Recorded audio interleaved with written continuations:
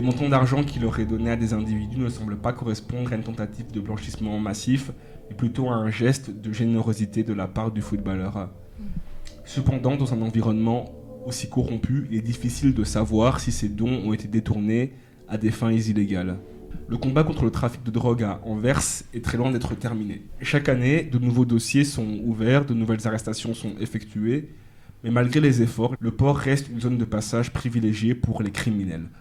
En 2024, plus de 240 personnes ont été condamnées pour leur rôle dans ces réseaux, et des millions d'euros ont été saisis, sans compter les armes et les véhicules. Cependant, comme l'a souligné un porte-parole des autorités belges, bien que la stratégie soit de plus en plus efficace, la criminalité organisée évolue constamment.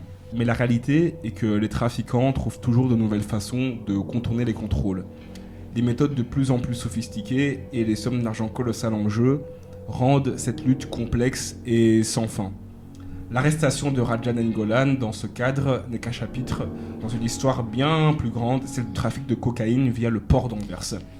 Un trafic qui touche bien plus que les simples consommateurs de drogue.